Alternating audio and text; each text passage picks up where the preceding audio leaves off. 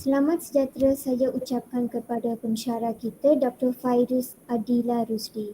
Nama saya Renuka Devi Ravindran, non matric number A213434. Tajuk yang kita pilih bagi laporan kita ialah peningkatan kes pengangguran sewaktu pandemik COVID-19.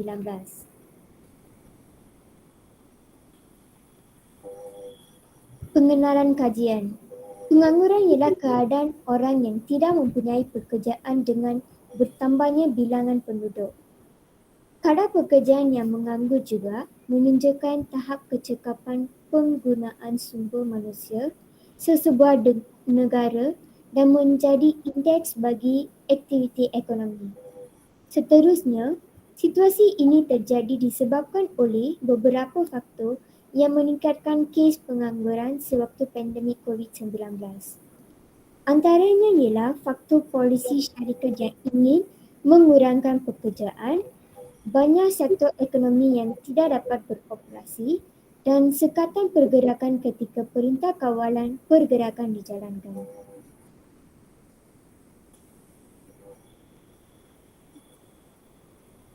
Slide.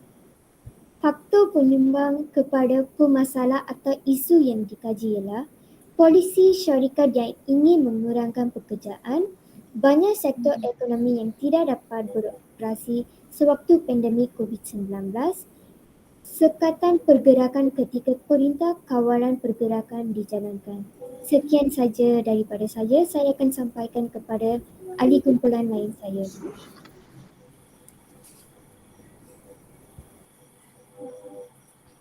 Hai, Assalamualaikum. Nama saya Muhammad Azil bin Japri. Nombor matrik saya A21A3307. Maklumat-maklumat lain yang berkaitan. Pengangguran sering diartikan sebagai orang yang tidak bekerja tetapi masih dalam angkatan kerja dalam sesuatu negara. Dari tahun ke tahun semakin banyak angkatan kerja tetapi penambahan lapangan pekerja tidak secepat penambahan angkatan kerja. Hal tersebut membuat peluang masyarakat untuk menganggur menjadi lebih besar. Berhubungan dengan masalah pandemik yang negara kita sedang hadapi pada ketika ini akibat kes COVID-19 yang semakin meningkat telah memberi kesan yang amat besar pada rakyat dan negara. Pengangguran di Malaysia meningkat kepada 772,900 orang pada kadar 4.8% pada Disember 2020.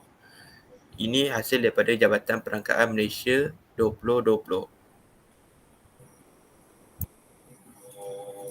Seterusnya, saya akan membentangkan bahagian 2.0 fasa iaitu fasa ataupun peringkat kedua. Sebelum tu saya akan perkenalkan diri. Nama saya Siti Nur Fatihah binti Sabturani. Nombor matrik A21A3455. Saya akan membentangkan 2.1.1 falsafah pendidikan kebangsaan. Pendidikan di Malaysia adalah suatu usaha yang berterusan ke arah untuk mewujudkan insan yang seimbang dan harmonis dari segi intelek, rohani, emosi dan jasmani berdasarkan kepercayaan dan kepatuhan kepada Tuhan secara menyeluruh. Falsafah pendidikan kebangsaan diutuskan pada tahun 1979 setelah penerbitan laporan Jawatan Kuasa Kabinet yang mengkaji pelaksanaan dasar kebangsaan berdasarkan dokumen-dokumen dasar dan berlandaskan ketiga-tiga ideologi negara iaitu rukun negara. Dari segi implikasi terhadap kurikulum pendidikan, perubahan dalam aspek kurikulum adalah selaras dengan cita-cita dan tujuan falsafah pendidikan kebangsaan. Seterusnya, disebabkan oleh pandemik COVID-19, kerajaan mengalami ekonomi negara merundum akibat daripada banyak sektor ekonomi yang tidak dapat beroperasi. Kesan seterusnya ialah sumber pendapatan terjejas. Selain itu, sektor yang diberikan pengecualian daripada pelaksanaan PKP untuk beroperasi tetap mendapat impak buruk disebabkan perlu beroperasi mengikut prosedur operasi standard atau standard operation procedure SOP yang begitu ketat dan memakan kos tambahan.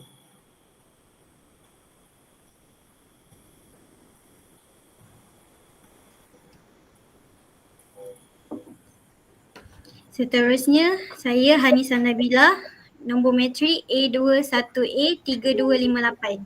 Saya akan membentangkan 2.13 konsep sejahtera.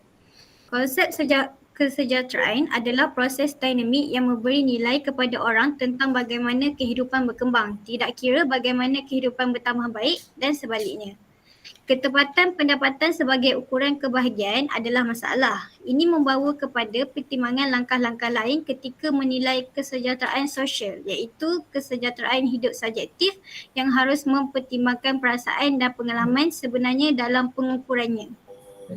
Pada dasarnya, kebahagiaan hidup adalah konsep mudah yang didefinisikan.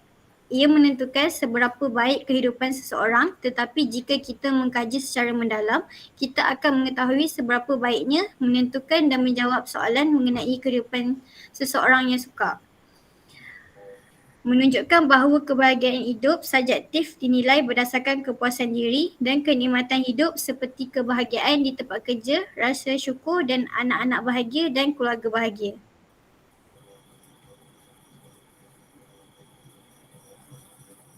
Nama saya Chong Chai dan nombor metrik saya ialah A21A3239. Saya akan membentangkan 3.1 langkah mengatasi terhadap permasalahan peningkatkan kes pengangguran sewaktu pandemik COVID-19.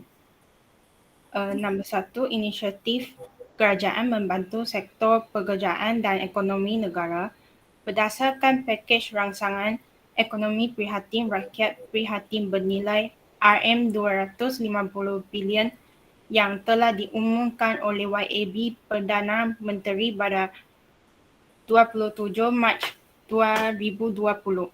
Kementerian Kewangan Malaysia telah melaksanakan bantuan prihatin nasional BPN yang telah diperuntukkan sebanyak RM10 bilion bagi golongan rakyat Malaysia yang layak. BPN adalah salah satu bantuan yang disediakan oleh kerajaan yang diberikan secara sekaligus one-off kepada golongan B40 dan M40. Pemberian BPN bagi golongan B40 adalah berdasarkan pengkalan data bantuan sara hidup. Bantuan kerajaan ini antaranya untuk membantu individu yang dibuang kerja dan hilang punca pendapatan semasa wabak COVID-19 yang melanda. Nombor 2, perniagaan menjalankan perniagaan atas talian. Ramai usahawan di Malaysia meneruskan perniagaan mereka secara dalam talian ketika PKP.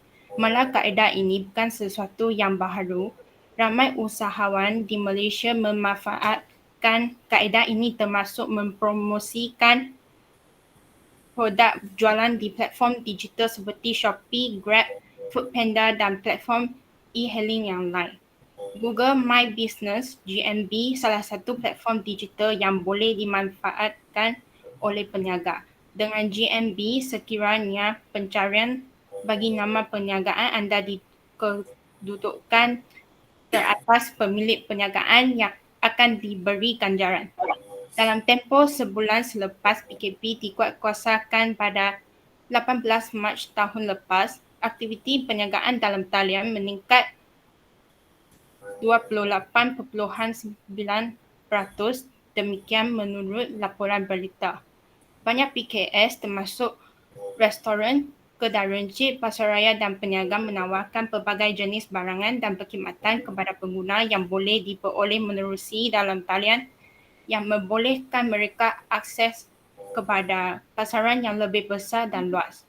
Pengusaha dan peniaga untuk maju dan serius mempertimbangkan bagi menyesuaikan teknologi maklumat dan komunikasi kerana ia memainkan peranan penting dalam mendorong pentumbuhan sektor PKS tidak hanya dari segi meningkatkan produktiviti dan kecekapan tetapi juga dalam memperluas jangkauan pasaran mereka.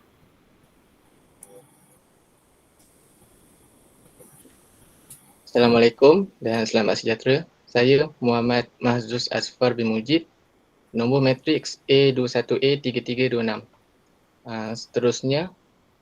Langkah yang seterusnya, bekerja menjalankan tugas dari rumah secara atas talian. Konsep bekerja dari rumah mula dilaksanakan secara meluas ketika pelaksanaan Perintah Kawalan Pergerakan PKP di Malaysia berikutan wabak COVID-19. Banyak syarikat kembali melaksanakan sistem bekerja dari rumah BDR seperti yang pernah dilaksanakan sebelum ini. Baik antara rumah dengan pejabat serta tidak perlu terbabit dalam kesesakan lalu lintas. Beberapa hasil penyelidikan menunjukkan bekerja dari rumah dalam keadaan santai dapat menurunkan tekanan, membantu untuk merehat dan menenangkan fikiran. Ketika penularan COVID-19, bekerja dari rumah membantu mengurangkan risiko jangkitan melalui kurangnya kontak langsung antara pekerja dengan mereka yang berpotensi menjadi pembawa virus. Penjarakan social distancing dapat dijalankan dan hal ini akan dapat memutuskan rangkaian COVID-19 dan menjadi antara mekanisme kawalan.